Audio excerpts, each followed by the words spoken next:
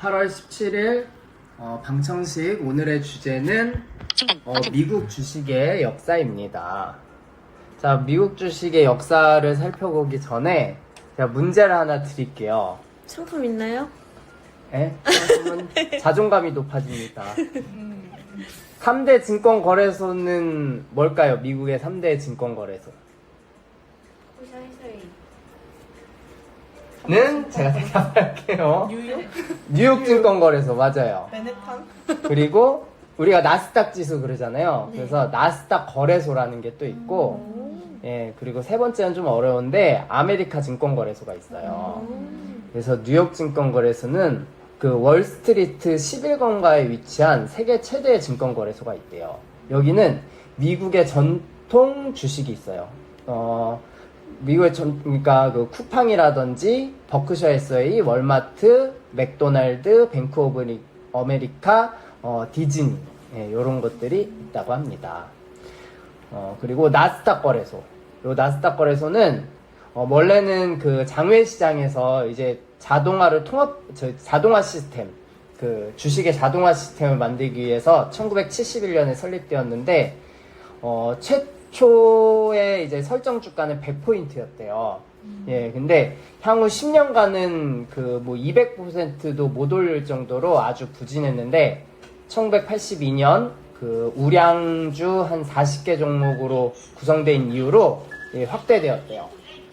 그래가지고 지금은 뭐 애플도 나스닥에 상장돼 있고 마이크로소프트, 알파벳, 테슬라 등이 뭐 전 세계에 내놓으라는 기업들이 여기에 상장돼 있는데 지금 나스닥 지수는 얼마일까요? 지금 나스닥 네. 지수 검색 찬스 되나요? 지금은 17,000.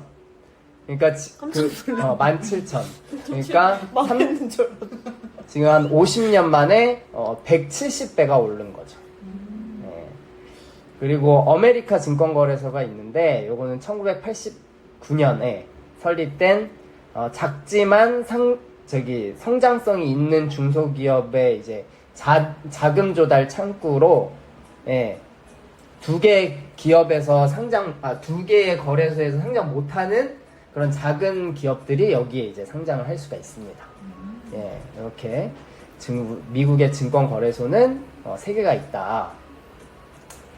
그러면 또 미국을 대표하는 주가지수 3개가 있는데 또 뭐가 있을까요? 증권? 나스닥. 네. 다우 지수? 그죠? 다우지수 있고 나스닥 지수 있고 또 마지막 하나 알 수 있습니다. 들어본 네. 아는 거죠? S&P? 맞아요. S&P 500입니다. 나스닥 지수는 이제 나스닥 아까 증권거래소에 있는 기업들을 이렇게 그 지수 형태로 다 모아가지고 만든 게 이제 나스닥 지수. 그리고 S&P 주식은 국제신용평가기관인 스탠더드 앤드류 푸어스가 작성한 지수고, 아까 뉴욕 증권거래소 있었잖아요. 거기랑 이제 나스닥 거래소의 이 500개의 기업의 이제 시가총액의 평균을 낸 거예요. 여기는 저도 몰랐는데 이 공업주가 400개, 운수주가 20개, 공공재가 40개, 금융주가 40개 이렇게로 구성되어 있다고 합니다. 그러니까 전통 500개의 기업이 왔다 갔다 하는 거죠. 어디는 뭐가 빠지고 뭐가 빠지고 이런 식으로. 떨어지면 퇴출되지. 그런가 봐요. 그것까진 몰랐어요. 네. 저거 그리고 ETF 있어가지고 다우지수는 미국 다우존스가 뉴욕 증권 거래소에 상장된 우량 기업 30개 종목만 선발하여 작성된 지수라고 합니다. 매년 바뀌겠네요. 그렇죠. 이것도 바뀔 수 있죠. 계속 바뀌어요. 근데 저희 보면은 막 그 미국 주식 오르락 내리락 한 거 보면 거의 비슷비슷하잖아요. 그러니까 셋 다 대표성이 좀 있다고 볼 수가 있어요. 네. 자, 다음은 이제 미국 주식의 역사 이제 본격적으로 얘기를 해볼 텐데, 미국 주식은 1792년 이제 24명의 증권 브로커들이 월스트리트에 이제 플라타너스 나무라는 나무가 있는데, 이 아래에서 맨 처음에 뭐 그 회사 주식이 아니고 연방 채권의 수수료를 합의하기 위해서 만든 거였대요. 사람들이 그러니까 주식보다 그 채권을 먼저 사고 팔 때의 수수료를 먼저 이렇게 그 조정하기 위해서 만든 모임이었던 거죠. 네. 근데 이게 이제 1877년 증권거래소위원회로 공식 설립이 되고 이때 주식이 이제 24개밖에 없었대요. 대부분이 이제 금융주였대요. 그러니까 주식이 원래 그 금융 주식으로부터 시작을 많이 했대요. 네, 그게 24개가 전부였고 거래도 근데 사실 처음에는 잘 되지 않았다가 1835년에 돼서야 이제 121개의 기업으로 성장을 했고 그제서야 이제 주식 거래가 이제 활발해졌다고 하는데 이때는 뭐 당연히 종이로 거래를 많이 했대요. 진짜 종이 주식으로. 근데 이때는 우리나라는 조선 말기였다고 합니다. 네. 갑자기 파타가 오네. 네. 자, 그래서 이제 저희가 볼 거는 이제 미국 주식이 이제 주식 역사를 보는데 그 중에서 이제 폭락장을 우선으로 해서 저희가 폭락장이 언제 있었고 어떤 사건이 있었고 또 다시 회복되는데 얼마나 걸리는지 이제 미국 역사와 함께 미국 주식의 역사를 한번 살펴보도록 할 텐데 맨 처음에는 철도주의 붕괴입니다. 네, 처음에 이제 주식 시장에 폭락된 게 철도주가 붕괴돼서 이제 주식 시장이 붕괴됐대요. 처음에는 아까 말씀드렸다시피 금융주가 많았는데 이제 1800년대는 이제 미국이 진짜 엄청 성장을 할 때거든요. 그때 세계 1차 대전도 있었고 그래서 그 미국의 철도도 깔고 뭐 사업 기반도 형성을 하면서 이제 철도주, 건설주, 고속도로주, 뭐 운하주 이런 주식들이 많이 있었다고 해요. 특히 이제 철도주가 생기면 거기는 이제 성공할 수밖에 없다. 이런 생각들이 이제 미국 사람들한테 이제 박혀 있었던 거죠. 그래가지고 사람들이 철도주를 사기 시작했고 이 철도주도 이제 우후죽순으로 많이 생겨났대요. 철도 그 회사들도. 네. 근데 이제 1853년에 철도주의 거품이 꺼지게 되는데 자그마치 철도주들이 80에서 90%가 떨어지면서 주식시장이 붕괴됐다고 합니다. 거의 뭐 휴지조각이 됐죠. 그래가지고 그때가 이제 미국 주식시장이 처음 붕괴되는 그 첫 번째 사건이었어요. 그래서 철도주도 이제 철도를 다 깔았으니까 그 다음에는 이제 사실 철도주가 이제 하향 사업이 될 수밖에 없잖아요. 그래서 철도주 시대가 가고 이제 자동차의 시대가 왔다고 합니다. 그러면서 다시 이제 그 경기가 살아나기 시작했대요. 자, 두 번째 이제 폭락은 대공황. 맞습니다. 네, 대공황이에요. 19세기 후반에 세계 1차 대전으로 막대한 부를 쌓은 아까 그래서 철도 깔고 그랬다고 했죠. 부를 쌓은 미국이 이 자금력을 바탕으로 국가 기반 시설을 성장을 시켰대요. 이때 미국은 엄청난 성장을 거두게 되는데 이때 나온 말이 이제 아메리카 드림이라고 합니다. 그래가지고 미국 가서 성공하자, 미국 가서 성공하자, 미국 가면 다 잘 된다 이런 얘기가 그때 이제 기반 시설도 하고 1차 세계대전으로 이제 미국이 이제 부강해지면서 이런 말들이 나오기 시작을 했대요. 그러나 이렇게 성장하는 가운데 대공황의 싹이 트기 시작을 한 거죠. 그 미국은 맨 처음에 세워질 때 자유방임주의라는 그런 그 주의를 선택을 했대요. 그러니까 보이지 않는 손에 의해서 그 애덤 스미스의 보이지 않는 손에 의해서 그 시장은 가만히 냅두면 성장을 한다. 이런 그 주의가 있었는데 이게 또 부작용이 있죠. 뭐냐면 부익부 빈익빈. 이 노동 착취하고 막 이런 것들로 문제가 생겼던 거죠. 이때 최소 생계비가 $1,800였는데 노동자의 임금이 $1,500밖에 안 됐다고 해요. 예. 살아있으면 적절했고. 근데 아니 너무 슬퍼. 그래서 이제 전쟁으로 인해 엄청나게 이제 미국이 식량도 많이 이제 그 수출을 하고 그랬는데 이제 전쟁이 끝나면서 이 대공황의 전조 증상들이 조금씩 이제 그 싹을 트기 시작을 한 거예요. 요때 그 공장에서 물건들도 엄청 많이 생산을 했었거든요. 그 1차 세계대전이 일어나면서 심지어 어느 정도였냐면 그 1시간에 한 대꼴로 비행기가 팔렸대요. 네, 그 폭격기 그때는 이제 비행기가 거의 다가 폭격기였대요. 전쟁에 사용하는 게. 그래가지고 그런 게 그 1시간에 한 대씩 팔릴 정도로 미국 그 군수 산업이 잘 됐다고 합니다. 근데 그 미국의 역사를 보면 전쟁이 일어나면 미국은 다 잘 됐대요. 맞아. 네. 그래가지고 그 전쟁이 미국한테는 되게 그 부를 가져다 준 적이 많았고 그때 나중에 그 한 번 더 나오는데 그 세계 2차 대전 때 2차 대전 전에도 미국이 막 나중에 나올 건데 그때 망했을 때 2차 대전 세계 2차 대전을 하면서 미국이 또 성장한 케이스도 있거든요. 그래가지고 역사적으로 보면 미국은 전쟁이 있을 때 성장을 많이 했다 이렇게 보시면 되겠습니다. 자, 그러나 이때 미국의 3대 산업이라고 할 수 있는 철강, 자동차, 건축의 생산력은 서서히 감소를 하고 있었대요. 전쟁 이후로. 그래가지고 이를 감지한 외국인들이 이제 자금을 빼기 시작하면서 미국인들도 쟤네 빠지네. 이거 위험하다라고 생각을 하면서 이게 미국 시장이 붕괴가 되기 시작했다고 합니다.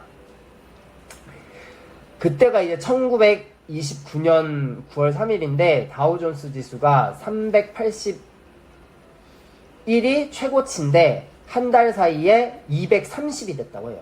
그러니까 거의 60%가 붕괴됐고 이때 그 1932년 미국의 노동자들도 이제 한 4분의 1이 실업자가 되었다고 합니다.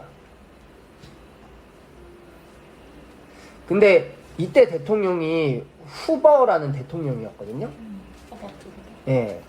근데 이 후버 대통령은 그렇게 그 주가가 폭락하고 뭐 실업자가 넘쳐나고 그런데도 불구하고 아직까지 자유방임주의를 외치면서 아무것도 하지 않았는데 그 다음에 그 대통령이 된 사람이 이제 그 유명한 루즈벨트 대통령이에요.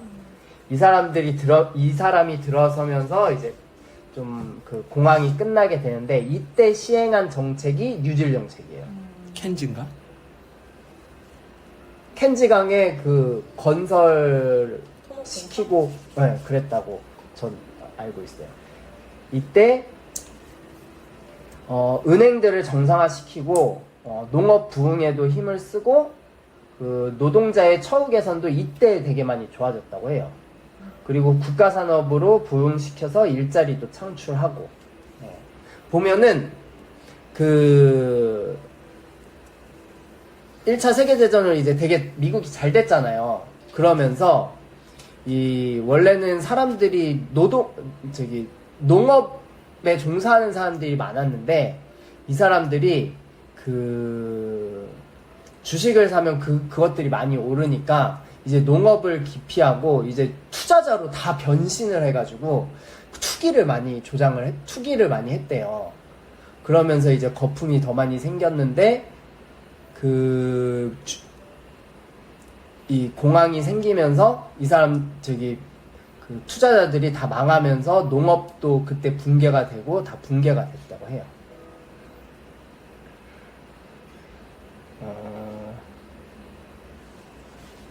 1833년부터 1837년 사이에 다우존스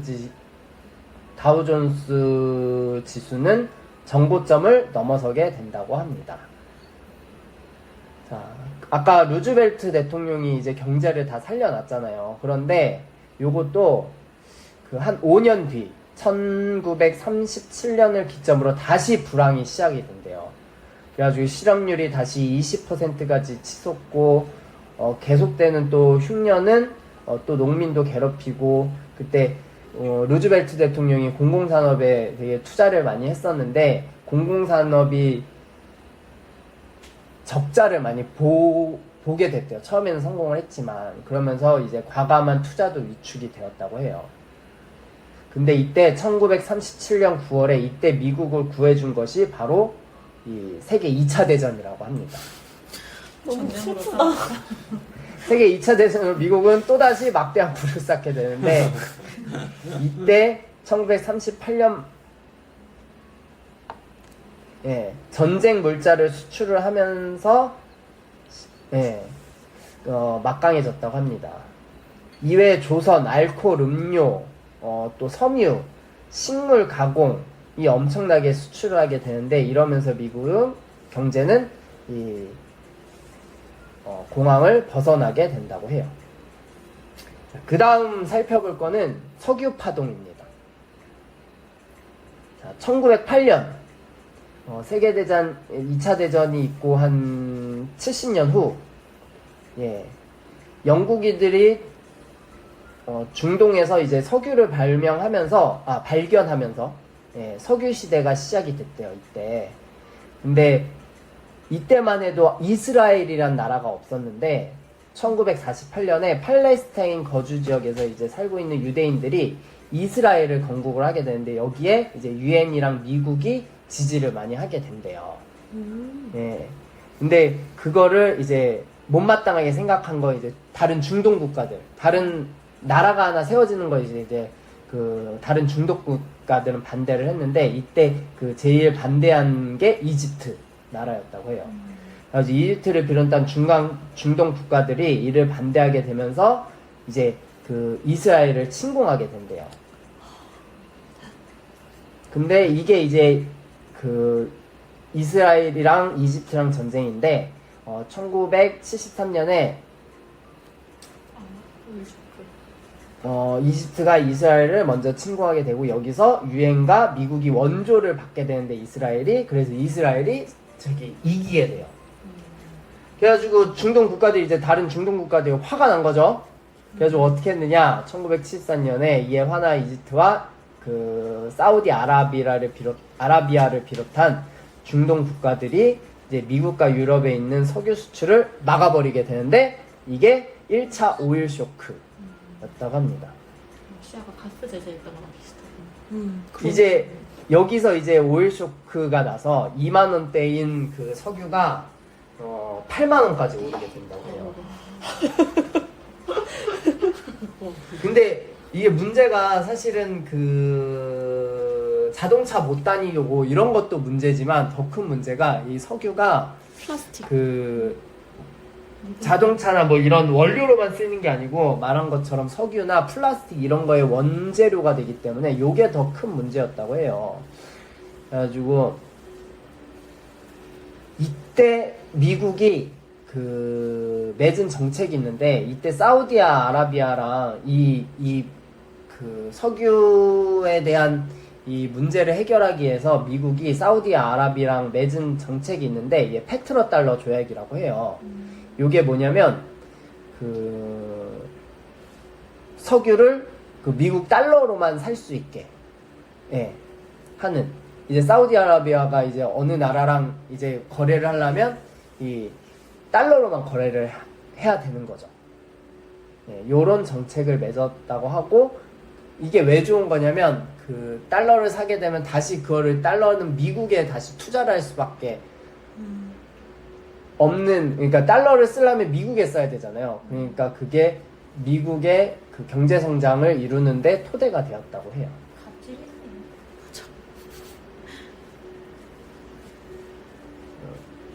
근데 요즘에 이 사우디랑 미국이랑 사이가 안 좋잖아요.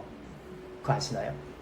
그래가지고 막 이스라엘. 중국도 자기 그 위안화로 거래할 수 있게 해주면 안 되냐고 막 그랬다는데. 그래가지고 이 페트로 조약이 아직까지 깨진 건 아닌데 거의 깨졌다고 해요. 요즘에는. 맞아. 근데 이 그 1차 오일 쇼크 때 그러면 그 얼마나 주식이 떨어졌나? 저기 10월 16일부터 73년 10월 16일부터 74년 12월 31일까지 약 언제야? 한 2달간인가? 아니다, 1년간, 1년 정도 된다. 1년 좀 넘는 시간 동안 46%가 하락했다고 합니다. 또 2차 오일 쇼크도 있어요. 2차 오일 쇼크는 뭐냐면 1979년 한 5년 뒤에 미국의 지원과 막대한 석유 이윤으로 부를 축적한 팔레비 정부라고 있는데, 이란에 팔레비 정부라고 있는데 그거를 무너뜨리고 새 종교인 호메이니를 중심으로 한 새로운 정부를 세우게 된대요. 그러니까 원래 이란은 미국이랑 좀 친했어요. 그러면서 이제 한 정부가 이제 부를 엄청나게 쌓기 시작을 한 거죠. 근데 그걸 못마땅하게 생각한 국민들이 이제 반란을 일으켰고, 거기서 세워진 그 정부가 호메이니 정부인데, 그러면서 이제 이란이 반미로 돌아서기 시작을 한 겁니다. 그 전까지 이런 그래. 시작도 안 썼죠. 호메이가 다시 가지고 온 거잖아. 이슬람주의 정부여가지고 그때부터 히잡 쓰고 인권이 엄청 낮아졌어. 그러면서 이제 반미로 돌아섰으니까 그때 또 석유를 미국에 수출 금지를 시키는데, 이게 바로 2차 오일 쇼크가 된 거예요. 네. 2차 오일 쇼크도 주가가 많이 떨어졌어요? 네. 요거는 근데 이때 이란이 이제 대통령 체제로 바뀐다고 하네요. 이때 이란은 총 석유 생산량의 15%를 차지했기 때문에 여파가 엄청 컸다고 합니다. 1980년대 이제 이라크 사담 후세인이 그래서 후세인. 네, 그 이란과의 전쟁을 또 일으킨대요. 왜냐면 그 이란과 이라크는 딱 붙어 있거든요. 근데 그 석유를 수출하는 강이 있어요. 그 강의 이름이 아르만 두르드라는 강이 있는데, 이 강 이름은 별로 중요하지 않고, 어쨌든 이 강 가지고 싸운 전쟁이 이란 이라크 전쟁이라고 보시면 돼요. 강도 되게 신나게 나올 것 같아. 아르만 드르드. 근데 이때 당시에 이라크는 영국이 지배를 하고 있었기 때문에 영국의 지원을 받게 됐대요. 그래서 정쟁이 빨리 끝날 거라고 생각을 했는데, 이제 8년이나 지속이 된 거예요. 이 전쟁이. 이때 이제 이 석유 생산을 제일 많이 하고 있는, 어쨌든 사우디아라비아도 있지만 이란, 이라크도 석유를 많이 수출을 하니까, 그러면서 이 석유가 한 번 더 치솟게 되는데, 그게 2차 오일 쇼크가 된 겁니다. 이때 12달러에서 37달러까지 치솟게 된대요. 저희 석유가. 근데 이때 미국은 또 돈을 벌기 시작을 하는데, 일단 반미로 돌아섰으니까 이란은, 그래서 이라크 도와야 된다는 목적으로 이라크에 무기 팔아먹고, 그러면서 뒤로도 이란한테도 돈을 무기를 댔대요. 둘 다 팔아먹은 거예요. 그러니까 이라크한테는 야, 이란 저기 나쁜 놈이야, 우리 미국 돌아서고 하면서 이라크에서 팔아먹고, 이란은 그냥 조용히 팔고. 근데 왜냐면 미국은 누구 한 명이 이렇게 딱 전쟁을 해서 확실하게 이기는 거를 원하지 않았대요. 계속 네. 팔아먹어야 되니까? 네, 그래서 그랬나봐요.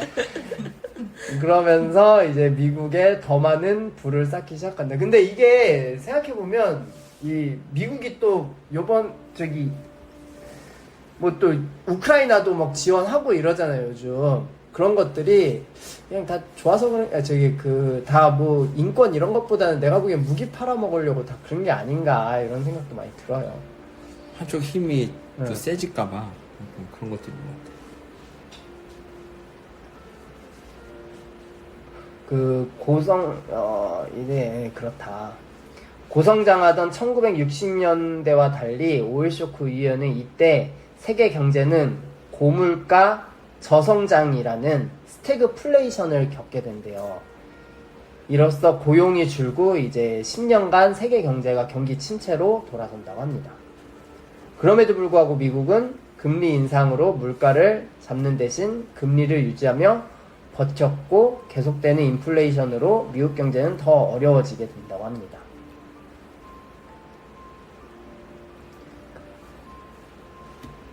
뒤늦게 이제 그 임금과 가격을 통제했지만 이미 늦어버려서 미국 다우존스 지수가 이때 2차 오일 쇼크 이후에 1020포인트에서 608포인트까지 내려앉게 된대요.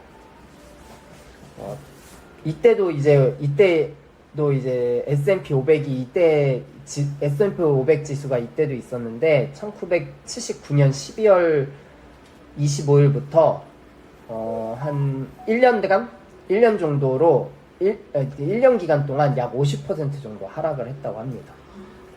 네. 그러니까 오일 쇼크 이후에 스태그플레이션으로 이제 세계 경제가 안 좋아졌는데 이때 미국이 또 세계 주가 폭락을 맞이한다 이렇게 보시면 되겠습니다. 다음은 1987년 10월 19일 월요일 블랙 먼데이 사건이 있습니다. 이때는 이날 미국은 많이 안 빠졌는데 이날 홍콩 주가 지수가 46%가 빠지게 된대요. 하루에? 응.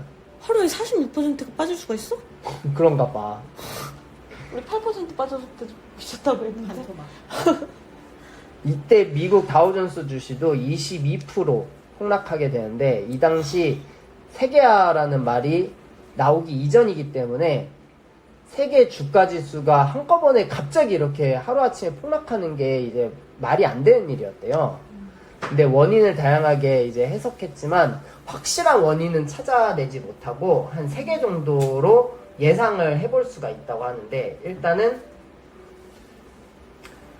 무역 적자 축소로 인해서 달러가 평가 절하되었다는 이제 재무부 장관의 말이 있었대요. 그러니까 이건 뭐냐면 미국은 그때 달러 약세를 기반으로 이제 미국은 수입을 많이 하는 국가였잖아요. 예. 그러면서 이제 무역 적자가 계속이 된 거죠. 그러면 무역 적자가 계속 되면은 이제 달러가 계속 밖으로 나가게 되니까 이제 달러의 가치가 점점 하락하게 된 거죠. 근데 그걸 모르고 있다가 재무부 장관이 이제 달러가 절하되었다 이런 말에 주가가 폭락했다 이런 얘기도 있고 파월 같은 분이죠. 그 국제 수지 통계를 세계 통계 미국이 이제 미국 그 나라에서 이제 조사를 해보니까 이제 미국은 경기 침체로 좀 들어갈 수 있다라고 발표를 했었대요. 그러면서 이제 요런 말에 의해서 주가가 폭락했다 이런 말도 있고 아니면은 이때 당시에 1987년 요때 이때부터 이제 프로그램 매매가 개발이 되기 시작을 했대요. 근데 그때 어떤 프로그램을 입력을 해놨냐면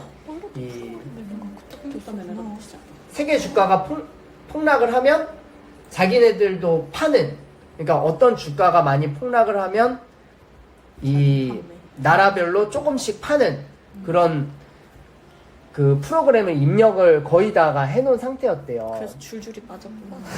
그러면서 이때 매매가 시작되는데 증시가 폭락하면서 이게 또 연쇄작용을 해가지고 다 파는 거죠. 너도 나도 파니까. 저때 사이드카랑 서킷 브레이크가 생겼대 그래서. 맞습니다. 그 얘기를 지금 할까 해요. 죄송해요. 그래서 요거를 이제 안 되겠다. 이거 너무 많이 빠지니까 이제 프로그램에 이제 안전장치 해놔야겠다라고 생긴 게 이게 서킷 브레이커랑 사이드카. 이 사이드카가 먼저 발동되고 서킷 브레이커가 발동이 되는데 사이드카는 이제 5% 이상 이하. 5% 정도 이제 1분 5% 이상 떨어지는 게 1분 이상 지속이 되면 사이드카 8% 이상 이하 빠지면은 서킷 브레이커가 발동한다고 합니다. 둘 다 터졌죠. 그러면 어느 정도 중시하는 거예요? 사이드카랑 서킷 브레이크는? 이거는 미국은 안 알아봤는데 우리나라 같은 경우에는 30분이었나? 나 30분이라고 알고 있어. 그랬던 것 같아요. 그건 안 알아봤어. 찾아보자. 궁금하다. 예. 끝나고 찾아볼게요. 한번 짧았었어. 찾아보고 가죠 뭐. 찾아보고 다음 진행하죠. 선혜가 찾고 있어. 왜냐면 다 하고 하면은 또 까먹을 수도 있고 하니까 이런 궁금증은 근데 재밌다 바로바로 이렇게 해결을 해야 돼. 통으로 이렇게 들으니까 역사에 대한 서킷 브레이크 조각조각 돼 있던 게 연결되는 느낌이야. 세 번이 연결되어 있고 브레이커. 근데 최근에 또 이란이랑 이스라엘이랑 또 싸우고 이러잖아요. 그런 것들이 여기서 비롯된 게 아닌가. 그거의 밑바탕은 베이스는 종교지. 아, 단계가 있대요, 서킷 브레이커는. 지금은 1단계가 8% 이상 하락하면 발동이 되고 20분 중단이고, 그 다음에 이후 10분간 단일가 매매로 거래가 재개되고, 2단계는 전이 대비해 15% 하락하면 하고 또 1단계 발동 지수 대비 1% 이상 추가 하락한 경우, 그러면 이러면 이제 20분 모든 거래가 중단되고 이후 10분간 단일가 매매로 거래 재개. 3단계는 전이 대비해 20% 이상 하락하고 2단계 발동 대비 1% 이상 추가 하락 경우 발동되며, 이 경우는 발동 시점을 기준으로 모든 주식 거래가 그냥 종료된대요. 그래서 그 코로나 때 아예 매매 그냥 장 종료되지 않았나요? 한번? 그랬던 것 같아요. 네, 그래서 그게 그랬구나. 사이드. 아예 장 종료됐었던 것 같아요. 진짜? 그때 내가 주식 시작하기 전이 3단계면 진짜 무서웠을 것 같은데, 사이드카는 잠시만요. 그거보다 한 단계 앞이니까 좀 더 약하게 뜻 주식. 요번에 발동된 건 서킷 브레이크 1단계였네요. 아, 이게 8%. 매매 효과의 효력이 5분간 정지된대요. 사이드카는. 요번에도 서킷 브레이크 발동됐어요. 네, 이번에 우리나라에서는. 코스닥 둘 다 떠가지고 문제됐었어요. 이번에. 그거- 사이드카는 5분. 근데 그게 5분 뭐 끝났어. 끝난 다음에 다시 정상으로 와? 네. 신기하다. 뭐 떨어진 주가는 다시 정상으로 안 근데 오겠지만. 문제는 거래는 다시 되는데. 올랐는데 다시 또 떨어지기 시작해서 또 발령됐지. 아, 그래요? 그럼 그 수급을 시켜놓으면은 그 이상 안 떨어지는 거야? 거래가 없으니까. 응, 거래가 거래할 없으니까. 수가 없으니까. 일시정지 시켜놓는 거죠. 그러니까 그 원인 외에 떨어지는 것 때문에 프로그램 추가 매도를 막기 위해서 아마 프로그램을 정지하는 걸 거예요. 그러니까 시작을 다시 했어. 봉쇄. 발동을 다시 시키면은 그냥 떨어진 그 상태에서 시작되는 거고. 네, 그냥 네. 잠깐 일시정지 해두는 거예요. 약간 컴다운 하는 의미에서 그런 거지. 이게. 진정하라고. 그런데 사람들이 그게 무서워서 그치, 다시 더 팔지. 매매를 주워담을 거라 생각했는데 사람들이 또 팔을 해치는 거지. 그지 그지. 더 떨어질까 그러니까 봐. 더 떨어지는 팔지. 거지. 어. 그러니까 또 걸리는 악순환. 거죠. 악순환이 걸리는 거죠. 맞아요. 이건 지수지만 개별 주식도 그렇게 막 갑자기 폭락하고 이러면 근데 그거 되잖아. 거기서 그거 뭐지? 심리전을 잘 겪으라고 하더라고. 거기서 말리면 손해니까 그냥 가만히 있어야 된대. 이게 눈을 감으래. 난 루시드 때문에 가만히 있을 수밖에 없어. 증권 앱을 꺼야지. 난 보지도 않아. 나는 그날 바빠가지고 장 마감되고 봐가지고 "헉, 이런 일이 있었어?" 했는데 자, 그러면 다음 또 사건으로 가보도록 하겠습니다. 다음 사건은 뭘까요? 그런 사태. 닷컴버블. 닷컴버블로. 야, 오늘 그 상품이 차례님이 있어야 패배하시네. 자존감 엄청 네. 상승이네. 자존감 상승이네. 야, 똑똑하다. 그 전에 일본이 있긴 했죠. 버블 붕괴. 아마. 일본 공부하느라고 알았구나. 맞아. 이게 많이 떨어진 데는 몇 군데 있었는데 사실 이거보다 더 많았지만 예, 큰 거를 위주로 가져와서 예, 그 다음은 닷컴버블입니다. 닷컴 전에가 프라자? 네? 일본. 프라다 합의는 그 전에 있었고 그 일본 버블 붕괴가 91년도인가 그쯤부터 시작이 됐나? 나 이번에 미국 150년 차트 봤다. 150년 차트 못 봤어요. 과자 좀 아, 어, 잠깐만요. 과자 이거 하나 있고요. 150년 차트 있더라고 진짜. 그거밖에 없네요. 우리는 150년 전이면 조선시대인데. 아니면 제 거 초코파이 제 거 있지 아니, 않나요? 나 초코파이 안 먹어. 너무 자, 그럼 달아. 닷컴 버블에 대해서 얘기를 해보도록 할게요. 1990년대에는 이제 인터넷이 빠르게 발전하는 시기였습니다. 그 게임이나 특히 전자상거래 발달로 많은 회사들이 이제 생겨나기 시작을 했어요. 이때 이제 아마존과 패츠닷컴. 아마존은 이제 유명한 회사이기 때문에 패츠닷컴은 이제 없어졌나봐요. 모르는 거 보니까. 나도 뭘 처음 들어봐. 이 대표하는 닷컴 회사였다고 해요. 근데 이게 닷컴 회사들은 아시다시피 뭐 자본이나 이런 실적이나 이런 걸로 성장을 하는 게 아니고 이 그 성장성 그리고 이런 그 수익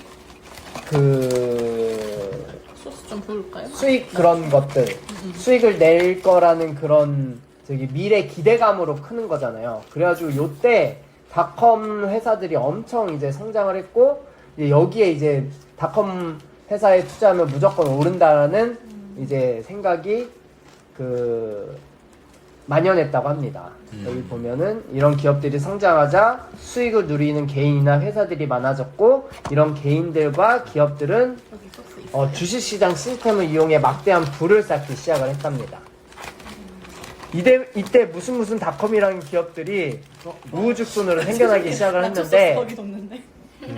이때 주가는 90년대부터 10년 사이 5배가 성장을 했다고 해요. 오. 10년 사이에 5배면은 소스 부을까? 1년에 20% 수익률 아닌가? 100%. 2배 오른 거 아니에요? 아, 100%인가? 1년에? 10년에 4배, 10년에 5배니까. 그럼 5배면 네. 10년에 5배. 아, 1년에 뭐 50%씩 성장한 거네. 150%씩? 아, 150%, 예. 뭐, 맛있다. 수익률이 50%면은 뭐 엄청난 거지, 사실. 소스 찍어. 어쨌든 이 증권사들이 이를 또 부추겼다고 해요, 이를. 우리나라도 뭐 그 뉴스에 막 나오는 것처럼 그때 이제 미치겠다고? 저기 뭐 아마존이 엄청 성장하고 있습니다. 뭐 투자하게 하려고. 투자하는 사람들이 저기 엄청난 수익을 받습니다. 이런 말에 또 투자를 하고 이렇게 된 거지. 그때가 고점 아니야? 우리한테 그러나 1994년 연중 의장이었던 그리스펀은 이때 금리 인상을 단행하게 되는데 1년 만에 3%였던 저기 금리가 6%로 오르게 됩니다. 그럼에도 불구하고 정신 못 차리고 이 주식 사지 말라, 주식 좀 떨어뜨리려고 금리를 인상했는데 금리는 안 떨어지고 주식시장은 더 성장을 한대요. 그러면서 1988년에서 2002년 사이에 5만 개 저기 기업들이 닷컴 회사로 창업했다고 해요. 5만 개. 5만 개요? 네. 5만 명의 기업인들이 닷컴 회사를 창업했다고 합니다. 그러니까 5만 개가 생겼다는 거랑 똑같죠. 네. 그럼 많이 망했겠다. 근데 2000년도 3월 점차 주식시장이 빠지기 시작을 했습니다. 근데 1998년부터 2002년 사이에 5만 명이 생겨났는데 주식은 2000년도부터 빠지기 시작을 한 거죠. 네. 거품이었네. 근데 이때도 10%가 이때 2000년도 그러니까 닷컴 버블이 98년부터 2002년까지인데 2000년도부터 조금씩 빠지기 시작을 했는데 이때도 사람들은 잠깐 주식 떨어지고 오를 거야 라고 생각을 한 거죠. 근데 지금이랑 약간 비슷하지 않나. 지금 약간 지금 미국 시장 한 10% 빠지지 않았어요? 한 8% 빠졌나? 다시 좀 오르지 않았어? 네, 지금 다시 올랐죠. 이게 비슷한 그게 아닌가라는 생각이 드는데 아니야, 어쨌든 지금 루시드 한 80% 빠졌어. 인텔이 반도체 지금 한참 두고 있어도 30% 빠졌는데 지금 20%나 남았대. 아직 많이 회복 못했어요. 아이고. 근데 2002년 10월까지 2년 반 동안 2002년 10월부터 이제 붕괴가 시작이 됩니다. 예. 2년 동안 가차 없이 이제 빠지게 되는데 고점 대비 78%가 하락했다고 합니다. 와. 예.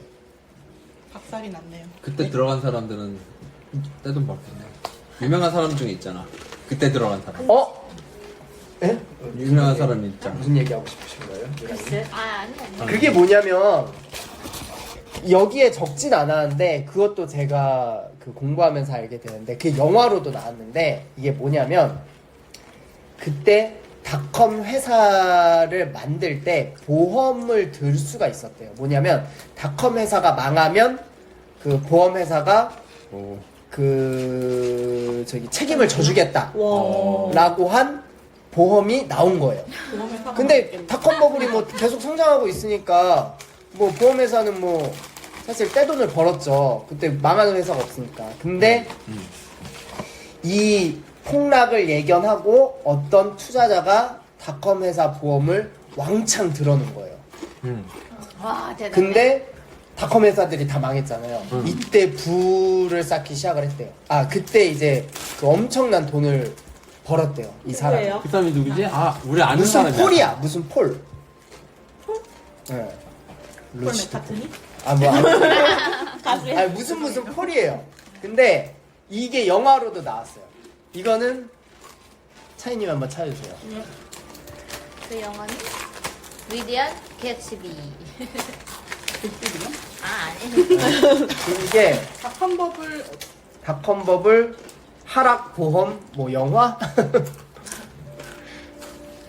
약초 하나 더 줄까, 저쪽에? 아니요. 같이 나눠 먹고 이거 있어. 소스에다가 먹어야 돼. 이건 맛있어요. 나도 찾아봐야겠다. 리먼 브라더스의 이건 리먼 같은데? 리먼 사태는 아니에요. 그건 2008년. 맛있다. 배고파. 다들 배고파. 배고파가지고. 다들 뭔가 이렇게 돋보시고 나는 아침 먹고 있어. 나는 아침 7시에 먹었단 말이야.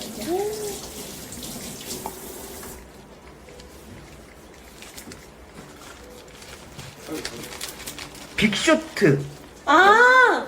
맞는 것 같다 요거. 근데 그거 그 영화 그건데 리먼이라던데? 아 리먼이네요 이게? 그거 패러디해서 우리나라에서도 무슨 머니? 블랙머니? 뭐 영화 나오지 않았어? 나 그 영화 그 몬트리 사람들이랑 같이 보고 싶다고 생각했어. 닷컴버블 인터넷 거품 경련. 이거 서브프라임 무기지 사태. 아 요건 그건 서브프라임이에요?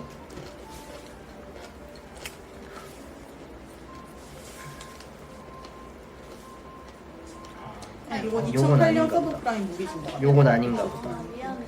그러면 엄마한테 달라고 그래. 이거는 칸토야. 넘어가겠습니다. 아무튼 그런 영화가 있었다. 맞습니다. 닷컴버블. 칸토야? 응. 너 누구야? 칸토야. 서브를 영화 보니까 안 나오는 거 같아요. 야, 누나 밥 없어? 밥은 나한테 있지. 원인이 있는데 아무것도 1999년에 이제 그때도 마이크로소프트가 있는데 그때 저 컴퓨터가 엄청 발전하기 시작을 했잖아요. 99년도에. 근데 운영체제 시장에서 이제 독과점 지위를 가지고 있으면서 이제 경쟁을 제한한다고 그때 그 소송을 당했대요. MS 저기 마이크로소프트가. 요즘도 그런 일 꽤 있잖아요. 그래가지고 거기다가 이제 불법까지 저질렀다고 그때 이제 마이크로소프트 해체 위기까지 있었다고 합니다. 근데 이를 계기로 이제 닷컴 기업들이 투자 심리가 위축되면서 주가가 빠지고 그러면서 이제 주식시장이 좀 폭락을 했다고 해요. 아까 그것처럼. 근데 원인이 그 마이크로소프트가 이제 휘청거리면서 기업 파산 위기까지 갔으니까 그러면서 이제 좀 빠진 게 아닌가라는 그 확실한 원인은 모른다고 해요. 이때도.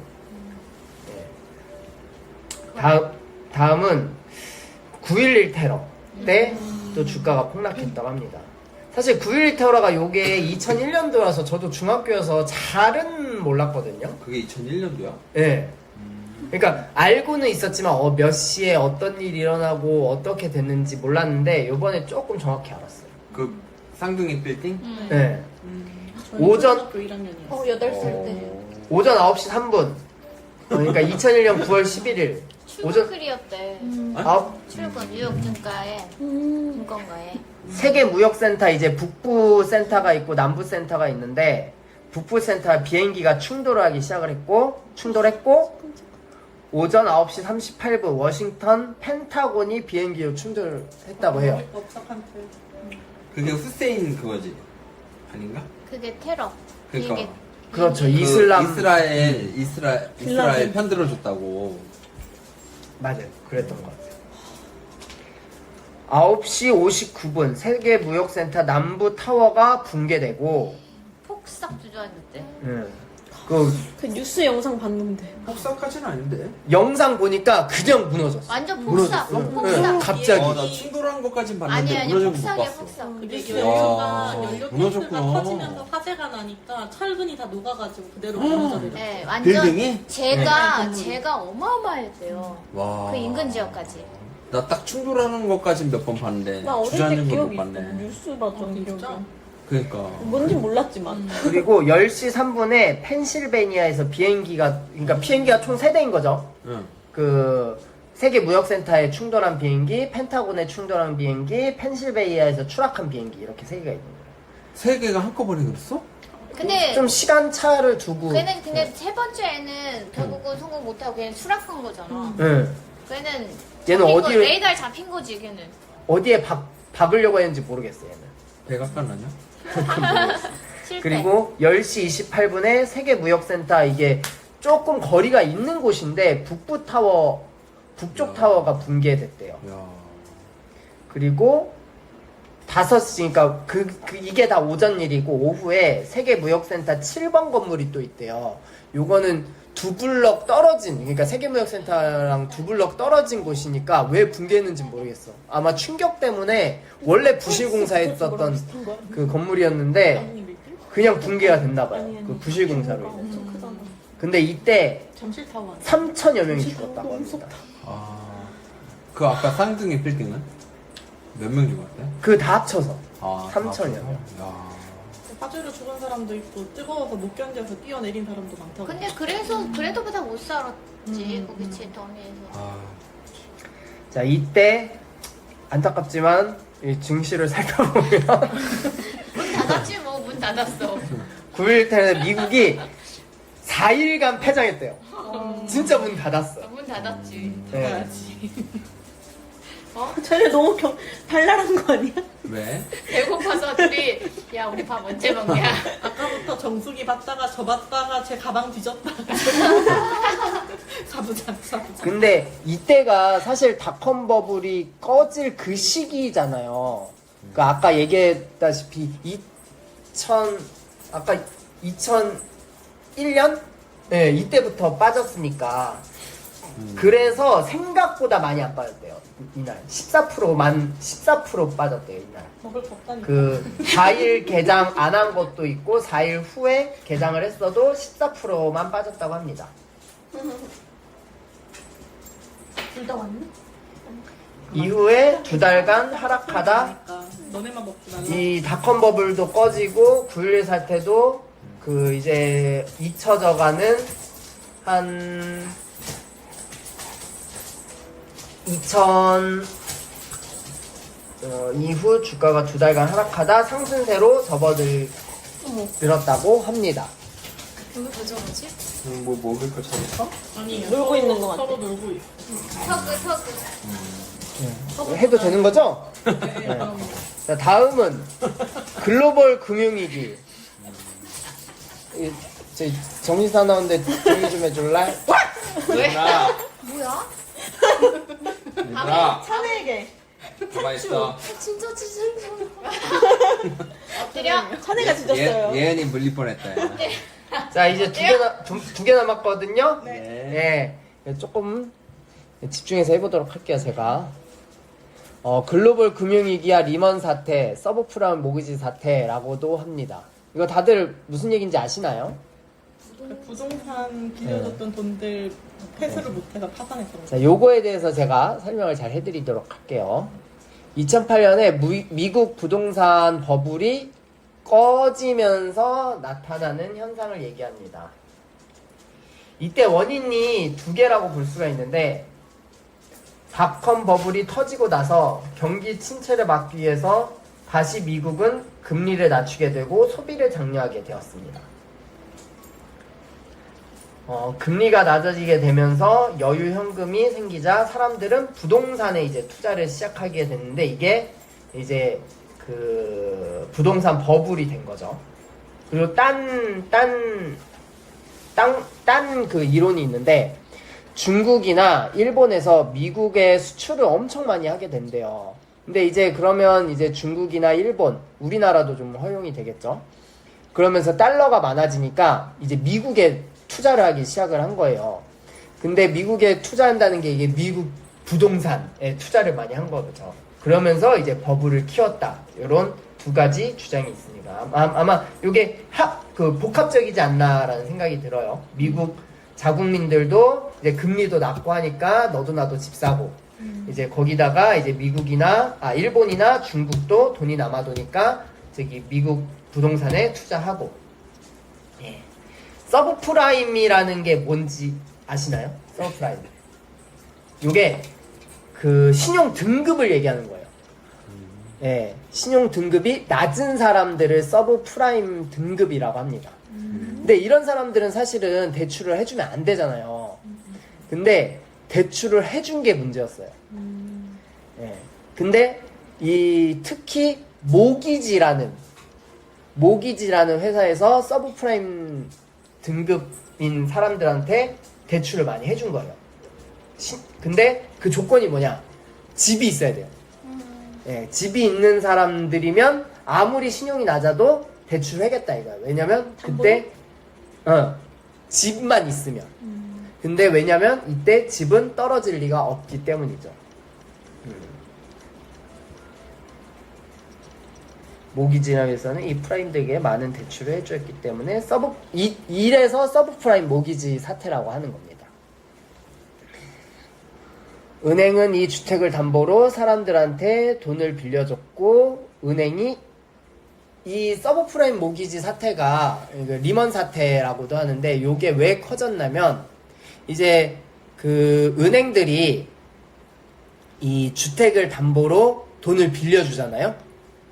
근데 요 주택 담보를 기반으로 다른 기업들한테 또 돈을 대출해 준 거예요. 예. 카드 돌려막기처럼. 그러니까 근데 또 요 증서를 또 발행한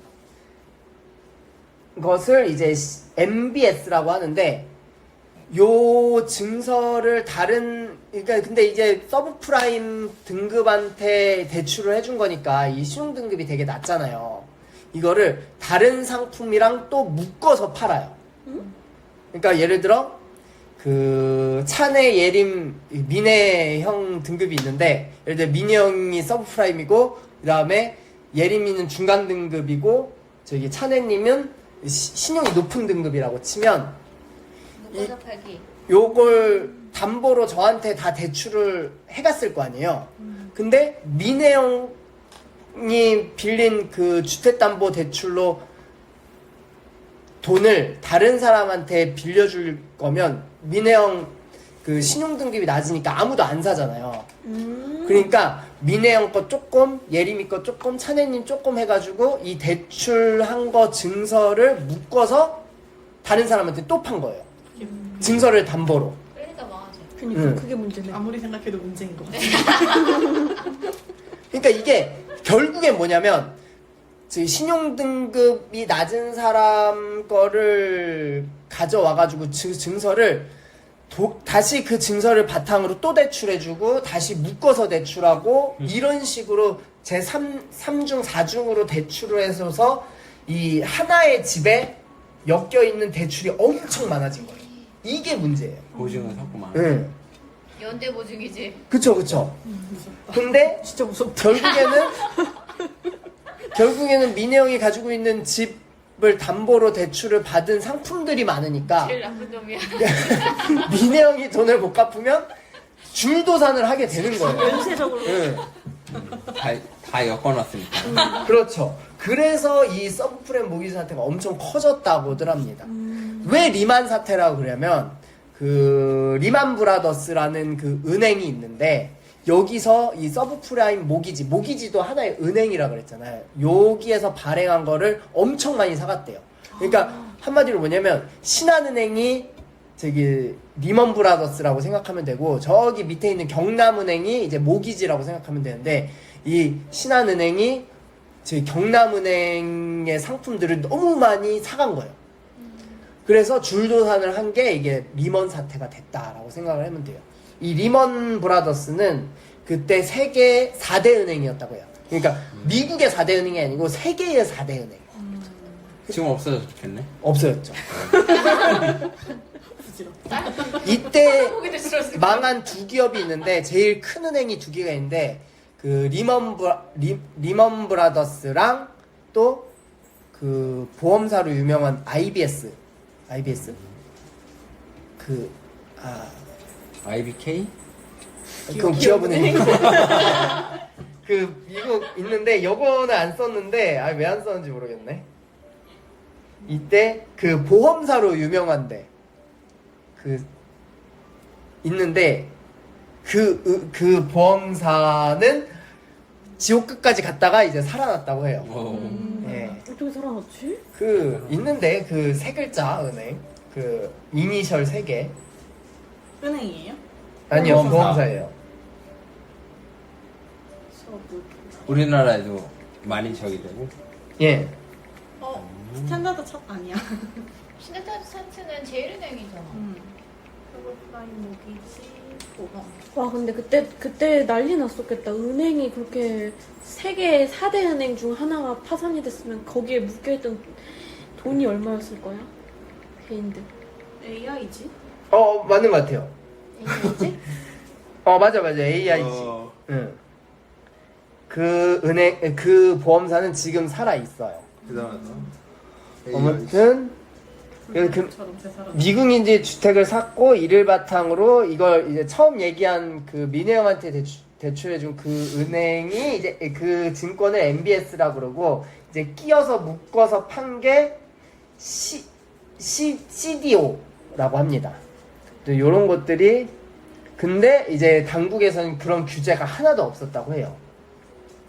결국 미국이 자금을 투입해서 은행을 살리게 되는데 이때 세계 4대 은행이라고 불렀던 리만 브라더스가 구제를 받지 못하고 파산이 됩니다. 이때 그러면 증시는 어땠느냐? 이때 미국 다우존스 주가가 2007년 10월부터 2009년 3월 거의 한 7, 8, 9, 2년 한 판? 네, 좀 안 되게 동안 50%가 폭락했다고 합니다. 주택 가격 역시 30%가 하락했대요. 예. 근데 이때부터 2009년 3월부터 주식시장이 이제 10년간 대세 상승기를 맞이하게 됩니다. 그러면서 코로나까지 온 거예요. 그러니까 코로나 이전까지 10년간 미국 주식은 조금 빠진 적이 있어도 계속 상승하기 시작을 한 거예요. 예, 이때 돈을 엄청 벌었겠죠. 이때 투자하신 분들은. 난 10년 만에 브라더스를 겪고 우리 있어. 그때 중3이었어 2009년에. 돈이 없었지. 아니 그때 보험을 하고 주식을 하고 싶을 때 루시드 돈이 없었지. 사태를 겪고 있어. 나는 지금. 중3이었는데 루시드 뭐. 사태. 자, 그러면 이제 연대보증을 써줘. 거기 연대보증 서. 오가 적혀있고. 이제 코로나19 보겠습니다. 거의 다 왔네요. 이제 다 왔다. 2020년. 이런 거는 이제 빠르게 한번 지나가 볼게요. 뱅크 오브 아메리카도 있었잖아. 코로나는 아주 현장으로 경험했기 때문에 그거는 아주 작은 일이라 쓰지 않았어요. 코로나 때. 아주 작은 일이에요. 코로나19 2019년 11월 17일 2019년 11월 17일 중국 후베이성에서 원인 우한. 불명의 폐렴 환자들이 속출하기 시작하였습니다. 예. 이때 저는 직장을 다니고 있었죠. 기억이 새록새록. 2000년 중국 담을 넘어 아시아로 퍼지기 시작을 하였습니다. 20년. 20년. 응. 그때 오다이발 알바하고 있었네. 마스크 다 그때 달라가지고. 트럼프였지.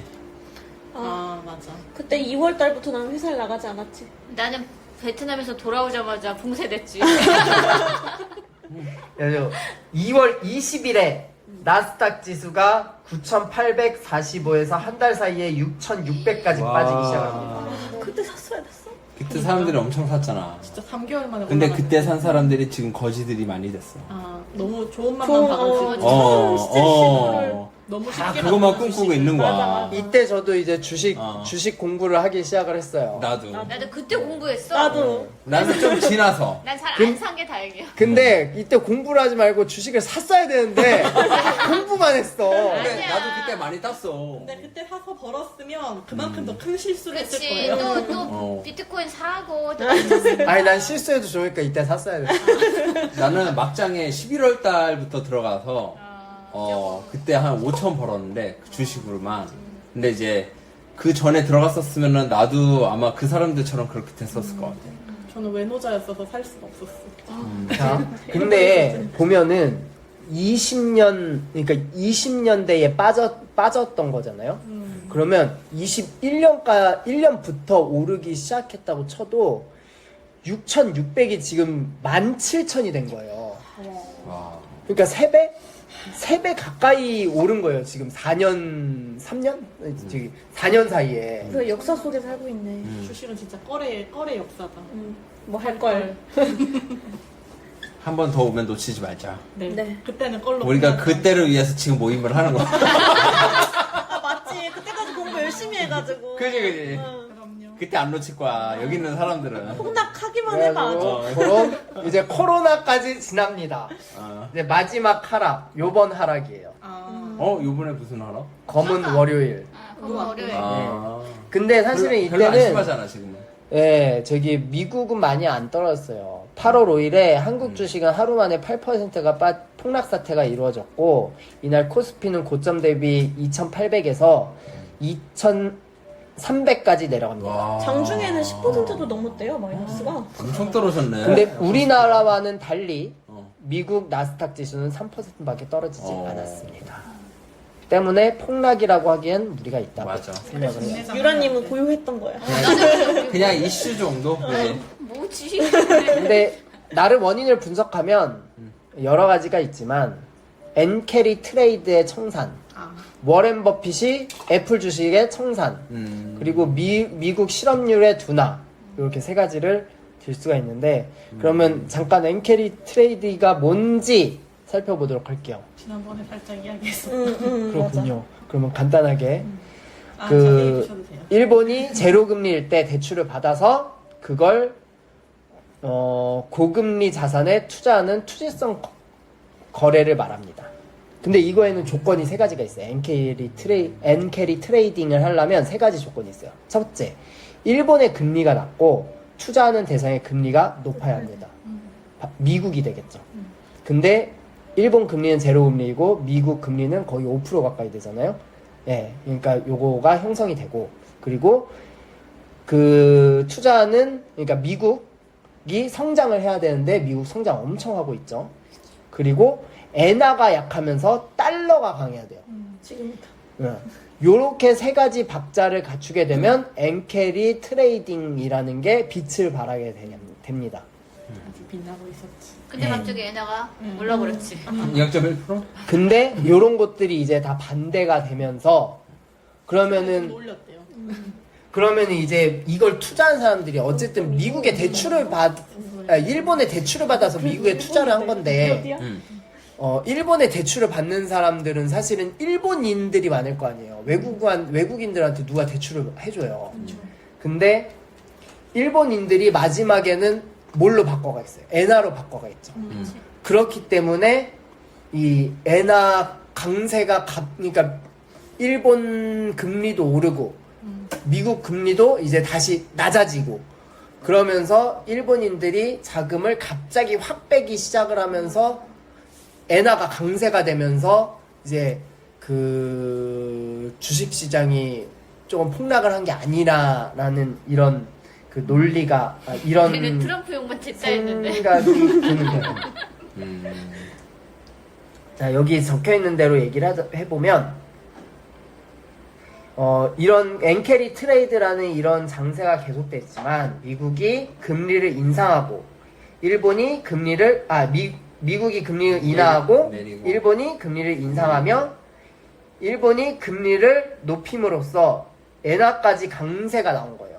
그러면서 일본 사람들이 모든 자산을 팔고 이 자산은 일본으로 다시 돌아오라고 하게 되면서 한꺼번에 엔캐리 트레이드 청산이 되면서 더 엔화 강세를 만들었어요. 근데 사실은 이런 엔캐리 트레이드 자금이 그 1조 달러 정도로 본대요, 하루에. 많게는 뭐 한 2조 달러 이렇게 보는데 세계에 그 거래되는 금액이 5조 달러래요. 5조 달러가 하루에 왔다 갔다 거리기 때문에 이 엔캐리 트레이드가 미친 영향이 그렇게 크지 않기 때문에 엔캐리 트레이드로 이렇게 됐다라고 하기에는 조금 어렵다고 하는 사람들이 많대요. 영양 네. 중에 하나. 맞아. 그래서 5가지의 이유를 댔대잖아. 이렇게 된 이유를 5가지로 사실 보는데 모든 막 폭락장의 정확한 이유는 밝히지 그치. 못했으니까. 결과론적이지 뭐. 그리고 근데 뭐 사실은 뭐 워렌 버핏이 주가를 떨어뜨렸다 뭐 이런 얘기도 있고 애플을 예. 아주 많이 파셨더라고요. 여러 가지 이유가 근데 있는데 볼 끄떡 없다. 제가 애플이 있어가지고. 근데 그런 얘기들을 많이 하더라고요. 요즘에 부익부 빈익빈 현상이 많이 심해지고 모든 것들이 확확 변하고 있다. 왜냐면 그 미국 시장이 엄청 성장을 하고 있잖아요. 맞아. 그리고 오르는 기업만 오르고 있잖아요. 이런 것들이 미디어의 발달로 이 모든 것들이 확확 변하기 시작을 하는 거예요. 모든 정보들이 이제 빠르게 확산이 되니까.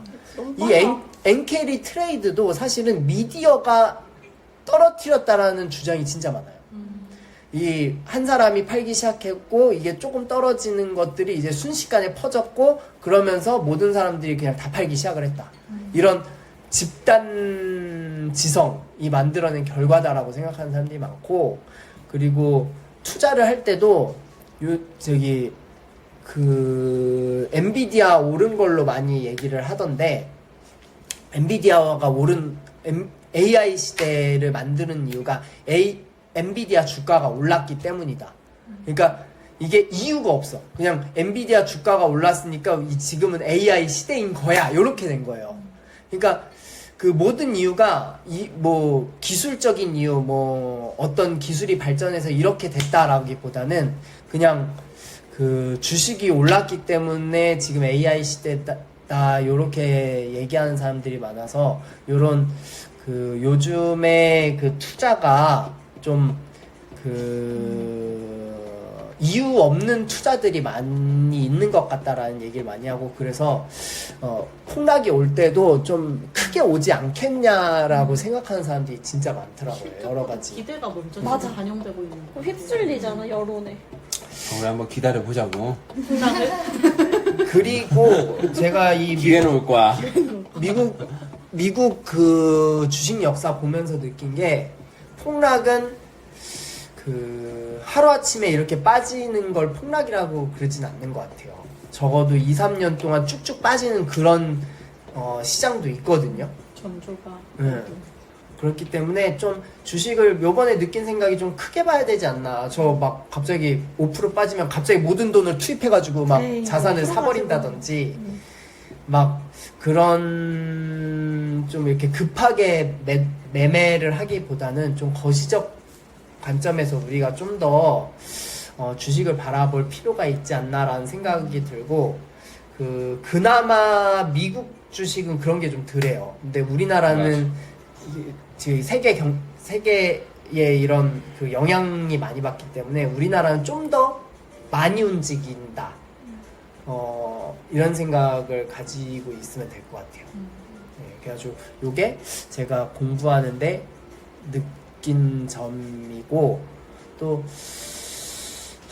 저는 지금 미국 주식이 그 사상 최고가기 때문에 사실 지금 투자하기에는 좀 위험한 시기가 아닌가. 저기 유라님도 모든 자산 조금씩 정리한다고 하셨는데 저도 좀 이제 좀 현금 비중을 좀 높여야 하는 시기가 아닌가라는 생각이 들고 아직 늦진 않았다고 생각을 해요.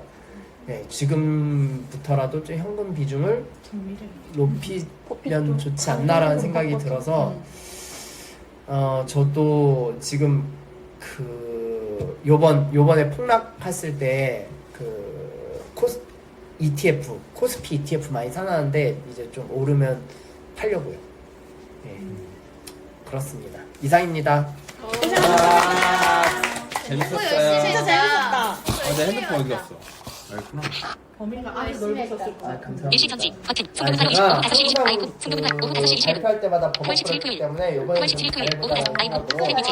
이전 트랙. 클릭 일시 정지 버튼.